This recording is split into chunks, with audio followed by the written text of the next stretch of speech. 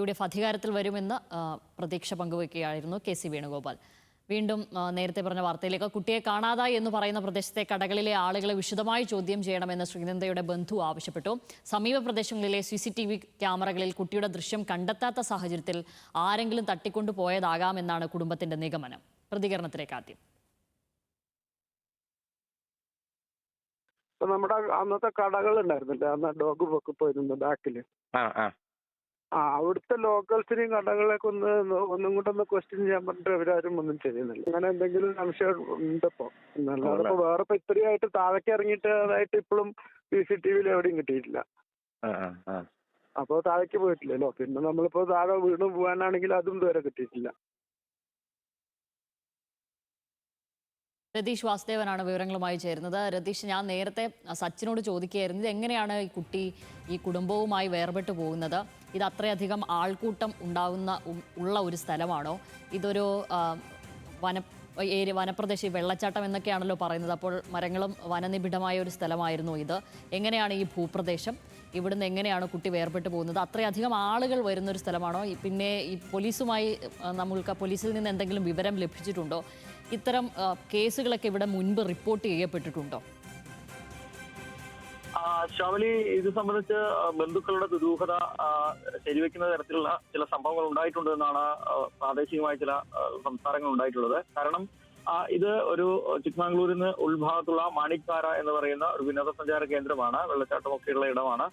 താഴ്വരയിലേക്ക് ആണ്, മനോഹരമായ താഴ്വര കാണാനാണ് കൂടുതൽ ആളുകൾ എത്തുന്നത്. ഈ റോഡിന്റെ മുകൾ ഭാഗത്താണ് ടൂറിസം കേന്ദ്രങ്ങളിലെ ഭാഗമായിട്ടുള്ള കച്ചവട സ്ഥാപനങ്ങളൊക്കെ വ്യാപകമായുള്ളത്. വാഹനങ്ങളൊക്കെ നിർത്തിയിടുന്ന സ്ഥലമാണ്. ഈ ഭാഗത്ത് നിന്ന് ചൊവ്വാഴ്ച വൈകിട്ട് 5:20 ഇവർ കുടുംബസമേതം എടുത്ത ഫോട്ടോയിൽ ശ്രീനന്ദയുണ്ട്. അതിനുശേഷം 10-15 മിനിറ്റ് കഴിഞ്ഞ ശേഷമാണ് ഈ കുട്ടിയെ കാണാതെ വന്ന സാഹചര്യം ഉണ്ടായത്. പക്ഷേ CCTV ദൃശ്യങ്ങളിൽ കുട്ടി താഴേക്ക് ഇറങ്ങിപ്പോകുന്ന ദൃശ്യങ്ങളില്ല. മറ്റിടങ്ങളിലേക്ക് എവിടേക്ക് മാറിപ്പോകുന്ന ദൃശ്യങ്ങളും ഇല്ല. അത് വിശദമായ പരിശോധന നടത്തി കഴിഞ്ഞു. അപ്പോൾ ആ കുട്ടി ആ പ്രദേശത്ത് തന്നെ പെട്ടെന്ന് അപ്രത്യക്ഷമാവുന്ന സാഹചര്യമാണ് ഉണ്ടായത്. അതുകൊണ്ട് തന്നെയാണ് ബന്ധുക്കൾ, ആ പ്രദേശത്തെ ബന്ധുവായ അജിത്ത് ഇത്തരത്തിലൊരു സംശയം പ്രകടിപ്പിക്കുന്നത്. ആ പ്രദേശത്തെ കടകളിൽ ഇത്തരം അങ്ങനെ കുട്ടിയെ അവർ തട്ടിക്കൊണ്ടുപോകാനുള്ള ശ്രമം നടത്തിയോ എന്ന ബന്ധുക്കളുടെ ഒരു ആവലാതിയാണ്. അത് സംബന്ധിച്ച് പോലീസ് പരിശോധന നടത്തുന്നില്ല. ഈ സംശയം ആദ്യഘട്ടത്തിൽ ബന്ധുക്കൾ പറഞ്ഞെങ്കിലും അതിന് മുഖവിലക്കെടുക്കാൻ പോലീസ് തയ്യാറായില്ല എന്നൊരു പരാതി അവർക്കുണ്ട്. എന്തായാലും വേണമെങ്കിൽ ഞങ്ങൾ പരിശോധിക്കാം എന്ന തരത്തിലാണ് പോലീസ് ഇപ്പോൾ ഉള്ളത്. അത് സംബന്ധിച്ച് പോലീസ് രഹസ്യമായ പരിശോധന ആരംഭിച്ചു കഴിഞ്ഞു എന്നാണ് മനസ്സിലാക്കാൻ സാധിക്കുന്നത്. എന്തായാലും മറ്റ് കാര്യങ്ങൾ, കുട്ടിയുടെ ഏതെങ്കിലും സൗഹൃദത്തിന്റെ ഭാഗമായി കുട്ടി അവിടുന്ന് മാറിപ്പോയതാണോ എന്നൊക്കെ തരത്തിലാണ് അതിനെ മനസ്സിലാക്കി പോലീസുകാർ ഉൾപ്പെടെ ചോദിക്കുന്നത് എന്ന സങ്കടവും അജിത്ത് പങ്കുവയ്ക്കുന്നുണ്ട്. എന്തായാലും പോലീസ് ഈ ഘട്ടത്തിൽ ബന്ധുക്കളുടെ ഈ സംശയത്തിന്റെ അടിസ്ഥാനത്തിൽ ചില പ്രാഥമിക പരിശോധനകൾ നടത്തുന്നുണ്ട്. മുമ്പും ചില ആളുകളൊക്കെ അത്തരത്തിൽ കാണാതാവുകയും പരാതി ഇല്ലാത്തതിനെ തുടർന്ന് അന്വേഷിക്കാതിരിക്കുന്ന സാഹചര്യം ഉണ്ടായിരുന്നു.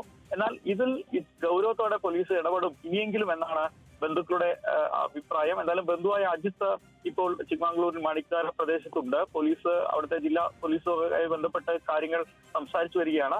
എന്തായാലും മാധ്യമങ്ങളോട് പോലീസ് ഈ ഘട്ടത്തിൽ ഒന്നും പ്രതികരിക്കാൻ തയ്യാറായിട്ടില്ല. അത് അതായത് കേസ് അന്വേഷണത്തിലാണ് എന്ന് മാത്രം ഒറ്റ വാക്കിൽ പറഞ്ഞുകൊണ്ട് അവസാനിപ്പിക്കുകയാണ്. എന്തായാലും ഇത് വിശദമായ പരിശോധന നടത്തും എന്നാണ് അജിത്തിന്റെ വാക്കുകളിൽ നമുക്ക് മനസ്സിലാക്കാൻ സാധിക്കുന്നത്. കൂടുതൽ ഈ ബന്ധുക്കളുടെ അവലാതിയും ഇതിന്റെ സാഹചര്യവും ഒക്കെ തന്നെ അജിത്തും ബന്ധുക്കളും ഒക്കെ തന്നെ പോലീസിനെ, അധികാരികളെ ബോധിപ്പിച്ചിട്ടുണ്ട്. ഈ ഘട്ടത്തിൽ ആദ്യം വളരെ നിസ്സാരമായി കരുതിയ കാര്യം കർണാടക പോലീസും ഇപ്പോൾ ഗൗരവത്തിൽ എടുത്തിട്ടുണ്ട് എന്നാണ് ഈ ഘട്ടത്തിൽ നമുക്ക് മനസ്സിലാക്കാൻ സാധിക്കുന്നത്. എന്തായാലും 60 മണിക്കൂറായി ശ്രീനന്ദയെ കാണാതായിട്ട് എന്നതാണ് വസ്തുതാപരമായ കാര്യം. രതീഷ് വാസുദേവനാണ് വിവരങ്ങൾ നൽകിയത്.